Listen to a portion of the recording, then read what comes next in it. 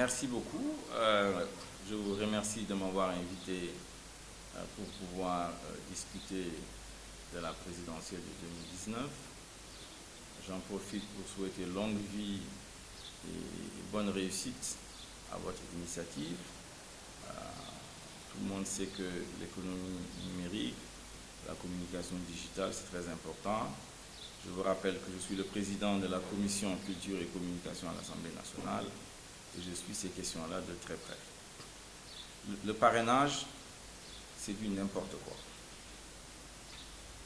Ça nous a été imposé par Macky Sall et malheureusement, les députés de sa coalition n'ont pas mesuré la gravité de cette affaire-là concernant la démocratie sénégalaise.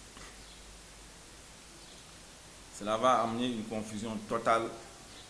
D'abord, psychologiquement, ce n'est pas dans notre tradition de remettre sa carte d'identité à quelqu'un que vous ne connaissez pas pour évidemment recueillir un certain nombre de données personnelles. Ensuite, vous allez avoir dans la nature aujourd'hui des données personnelles, des milliers, des centaines de milliers de Sénégalais et tout cela nous paraît extrêmement grave.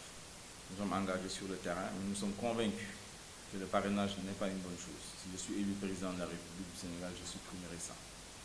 L'idée de dire qu'il y a trop de candidats, d'abord, il faut rappeler que c'est Macky Sall qui crée les candidats. Aux élections législatives de 2017, je veux dire, il y a eu 47 listes, du jamais vu au Sénégal. Les 30 listes, au moins, tout le monde le sait, ont été soutenues, sponsorisées par le régime de Macky Sall de manière générale. Et tout cela dans le but de saboter les élections législatives et maintenant de vouloir créer la confusion à cette élection présidentielle de 2019.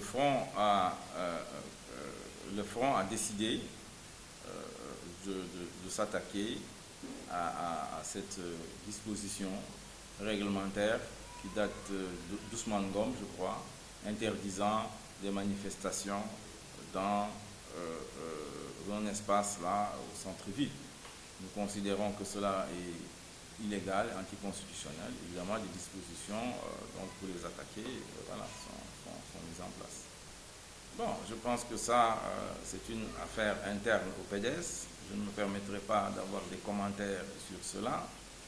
Ce que je sais, c'est que de manière illégale, unilatérale, dictatoriale, on a effacé des listes de Karim Wade, qui, que je sache, on ne lui a jamais retiré ses droits civiques et politiques ici dans ce pays-là. Donc vraiment, encore une fois, c'est un coup de force qui a été fait pour qu'il soit enlevé des listes électorales. Ça, nous le condamnons, nous luttons évidemment pour qu'il soit rétabli dans ses droits.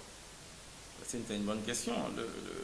Je suis le président du mouvement Tekki, qui est un mouvement politique. Tekki, c'est être responsable. Tekki, c'est être utile. Nous avons une vision du monde, nous avons un projet de société. Notre ambition, c'est de pouvoir diriger le Sénégal, faire les réformes qu'il faut pour mettre le Sénégal dans le chemin de la justice et de la responsabilité citoyenne. Il est de notre devoir politique d'être présent à toutes les élections. J'ai été candidat en 2007. En 2012, je ne l'ai pas été parce que les assises nationales avec lesquelles nous avons travaillé et ensuite Benno Siggil Sénégal m'avait demandé de ne pas être candidat parce que j'étais plus jeune que les autres protagonistes pour faciliter l'unité de Benno Siggil Sénégal. Et donc, nous avons réfléchi au niveau du mouvement Tekki et nous avons accepté cela.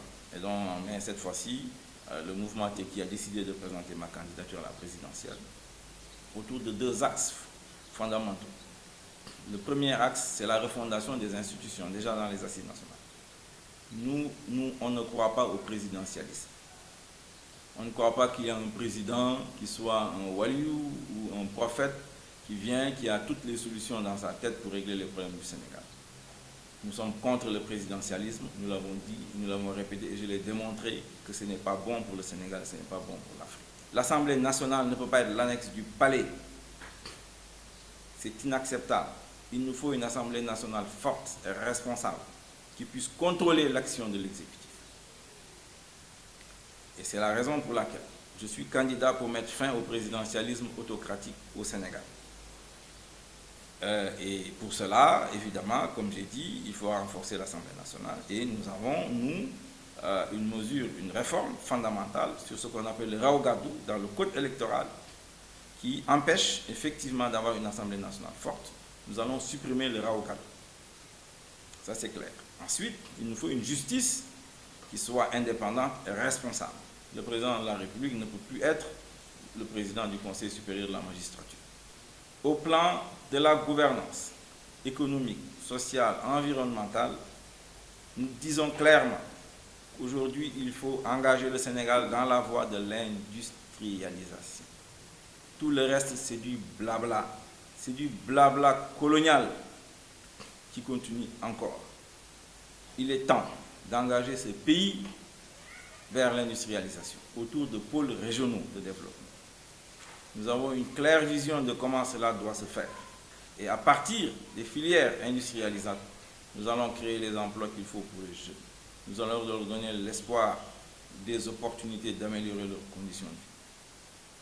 Voilà les deux axes fondamentaux autour desquels et qui nous poussent aujourd'hui à être candidat à la présidentielle. Évidemment, il y a l'économie pétrolière et gazière qui va venir au Sénégal.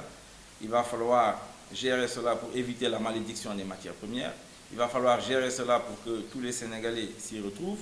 Nous avons des propositions extrêmement fortes que nous ferons le moment venu concernant évidemment la façon dont on va gérer l'économie pétrolière de ce pays-là. Encore une fois, c'est une ligne politique claire, patriotique, et cette ligne politique va se poursuivre, va se développer, parce que Tekki, malgré toutes les agressions que nous avons subies depuis 2 ans, il y a eu cet assassinat de notre premier coordonnateur, Moussa Ndiaye.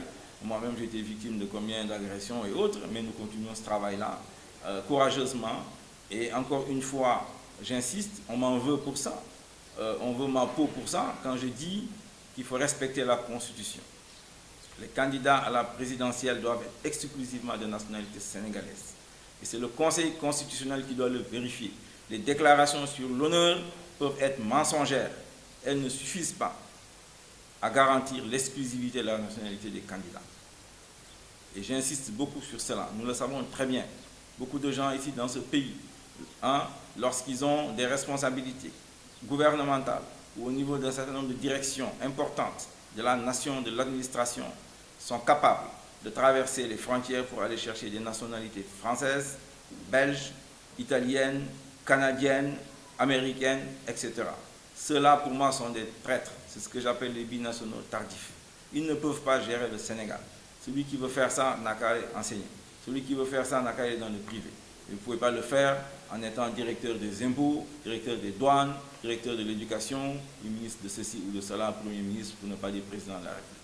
Il est clair que si les vérifications sont faites précisément, on verra que toutes les élections dans ce pays-là, depuis l'an 2000 au moins, sont des élections qui sont fausses, parce qu'il y a des candidats qui avaient des doubles nationalités.